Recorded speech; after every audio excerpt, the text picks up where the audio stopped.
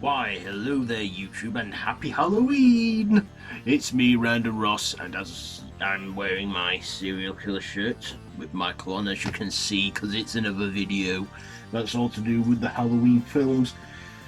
So with Halloween Kills now out, and that making it the 12th entry in the franchise, I thought it'd be time to rank them up. And also I thought, what better day than to do it on this day of Halloween, October 31st. So before we begin, all of this is my personal opinion. Nobody has to agree with it. If you have your own opinions, then do let me know down in the comments below. So yeah, let us begin. So coming in at number 12, it is Rob Zombie's Halloween 2 from 2009. Now, I do have things I like about this, like Rob Zombie's own take on it, how he didn't do this like all shot for shot like the whole hospital chase, him only having it in a small portion of the film, and then pretty much making the rest up as he goes along.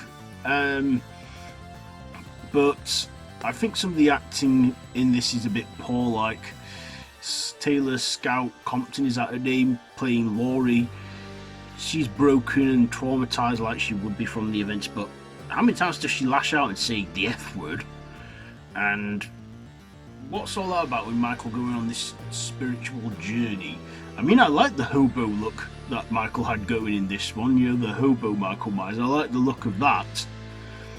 But the whole thing with the white horse, to me, I feel it was just so he can get Sherry Moon in there after she killed herself in the previous film. Anyway, yeah, Rob Zombie's Halloween 2. At number 11 it is Halloween Resurrection. Now, I do like this one. I mean, I do like some of the comedy in there with Busta Rhymes and like, you know, how it's got that early 2000s feel, but yeah, retconning the whole previous film and just, yeah. Also, I think they poke fun at this and just, you know, it's just not taken as seriously, but Michael is one of the good things about it. But yeah, this just isn't a brilliant film, and this pretty much killed the original run of the franchise, well, at least the H2O timeline. And yeah, Resurrection. Okay, so top 10 now. So at number 10 it is Michael. Oh yeah, before we get to number 10, I just want to mention the look of Michael. His mask in this, eyebrows, what's all that about? And you can see his eyes. Okay, number 10 is Halloween, The Revenge of Michael Myers. So the second part of what is the Thorn trilogy in this part of the series. And Michael's mask, he looks like Tom Hiddleston in this one, you know, like Loki. You look at me and tell me he doesn't look like Loki in this one. And in this, Jamie Lloyd is traumatized by the events of the previous film, but then has developed some psychic connection with her evil uncle. Yeah, also Donald Pleasence goes nuts in this with Michael, trying to kill him and trap him. But then there's that ending where it goes off screen for 6 years before we find out what happens next. And speaking of the next installment, at number 9 is Halloween, The Curse of Michael Myers. Now this has Paul Rudd in it in his early roles, you know, young Paul Rudd, and this was also Donald Pleasence's swan song as Dr. Loomis, because he died during post-production of this. I mean, I could tell he sounded pretty unwell and exhausted when he was doing this one, but he still gave a great performance.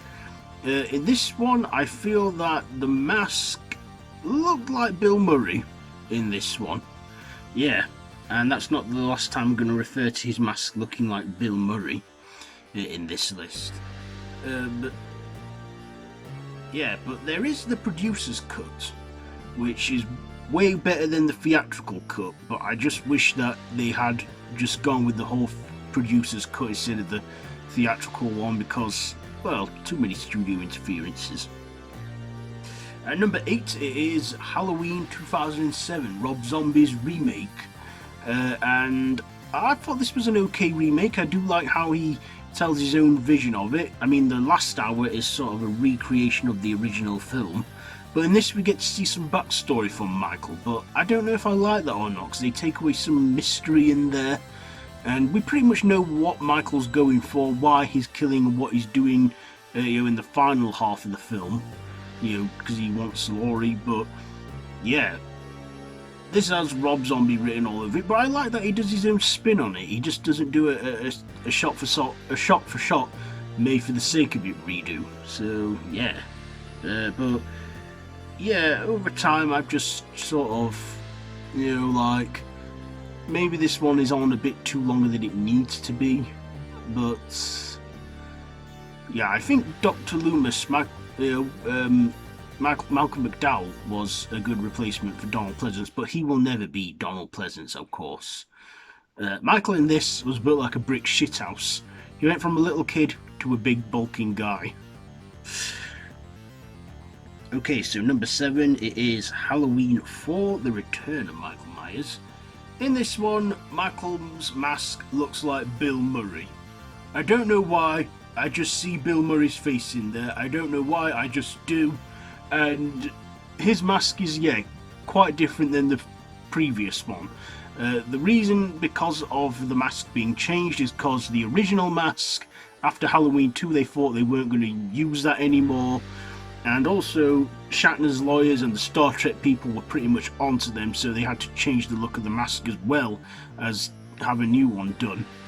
But this one, what we were promised on the film poster, we got that in the movie, the Bill Murray look.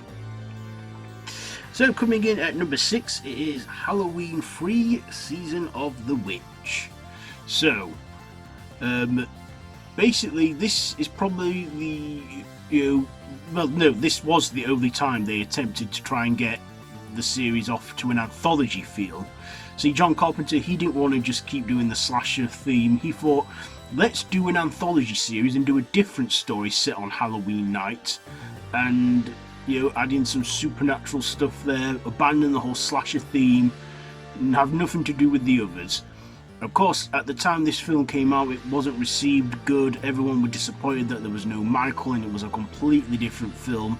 Of course, over time it's gained a cult following, but yeah, everyone really hated Halloween 3 at the time, but I personally like it as its own movie, and I do like some of the Easter eggs in there. They even reused some of the actresses, like Nancy Loomis as Dr. Chalice's ex-wife and Jamie Lee Curtis as the town announcer for the curfew. But Conal Cochran, I find he's a very underrated horror villain. He's just an evil warlock. Okay, number 5, it is Halloween H2O 20 years later. So the title of this one, I'm thinking this has nothing to do with water at all, but I guess it marks the 20th anniversary of Halloween. I like to think of it as like, H20.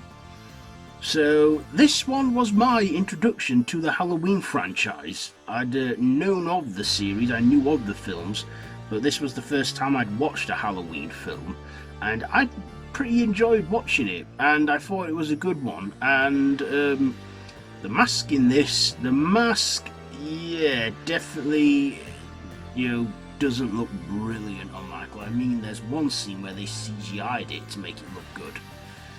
In this one, I feel he looks like Joe Pesci. Don't ask again why I think he looks like Joe Pesci, I just see that in there. Number 4, it is Halloween 2. A direct continuation of the original film, set on the same night, where he's still wearing the same William Shatner mask, even though it looks a bit different because it's been 3 years, but they ignore that that it's 3 years after because it's set on the same night. I like this one. it like continues the whole chase, and then there's that whole incident in the hospital where I don't know why it's still deserted. I mean, I know it was done on a tight budget and they probably couldn't afford the extras, but still, it was a good explosive finale for, you know, a franchise they were planning to wrap up there, at least on that whole theme of Michael Myers. Because like I said, they wanted to try and go anthology in this. But of course this one is no longer canon in the new timeline, but for a long time, them first two films were canon. So, number 3, it is Halloween 2018. Marking the 40th anniversary of the franchise, this is a direct sequel done right. It took them over 4 decades to try and get it right, and they got it right. Yeah, this time Michael and Laurie aren't brother and sister, and John Carpenter was pretty pleased about that because he only came up with that whole plot twist due to writer's block. I mean, I was having a bit like thinking, is this going to work with them not being brother and sister this time round? And to my surprise, it did. The mask looked very much the same and resembled William Shatner. So, yeah. So I do like how this, respects the original, and yeah, we get Nick Castle back playing Michael in this, along with James Jude Courtney also playing Michael. It's a good one, and I'm glad that they did make this one because we just needed it. So we only got 2 more picks left, and at number 2 it is the latest one, Halloween Kills, taking off on the same night, directly following on from the previous movie, set on the same night. Laurie sort of takes a back seat in this, but she is still heavily featured in this one. But the whole town of Haddonfield band together. We get the return of some characters. We get the return of the nurse from the first movie, and we get the return of Lindsay Wallace and Tommy Doyle. Tommy Doyle not played by the original kid actor, but Lindsay Wallace is, and we get them in there. We get Judy Greer's Karen. We see more development in her, and also Andy. I'm not going to try and pronounce her name. Playing Allison. They both develop in character, and they just face Michael head on, and the town bands together to try and rid him. But of course, well, it's still new, so I won't say anymore, but Michael in this is brutal. He has been the most brutal I've seen him in a long time. So number 2, Halloween Kills. And number 1, you can guess it, it is the original Halloween. I still think this is the best one. Without this one, we wouldn't have the films that we got following after.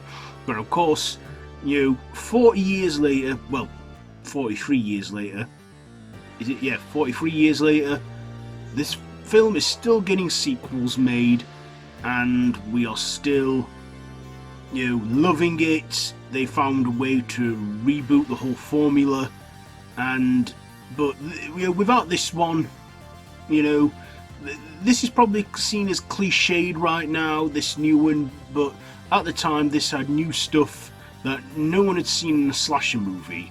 It created some modern tropes in there, and the mask. You all know the mask was done by, was originally a Don Post Captain Kirk mask, Star Trek. They painted it white, they cut the eye holes wider, they ripped the sideburns off, they roughed up the hair, they created the most iconic looks for any killer in a horror movie. They were originally going to use a frowning clown mask, and the original title for this film was The Babysitter Murders, but John Carpenter thought there's no horror movie named Halloween after the holiday, and of course, yeah, Halloween, the original, is my number 1 pick. So let me know down below, do you agree with this list?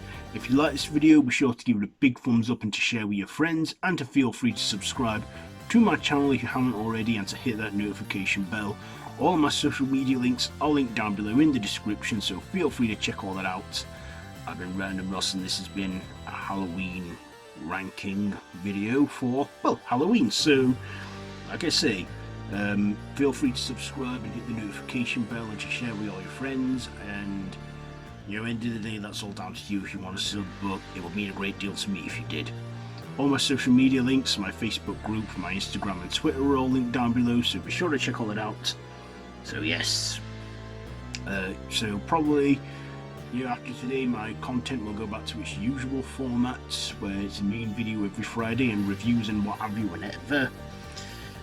So anyway, yes, happy Halloween, and until next time, don't have nightmares.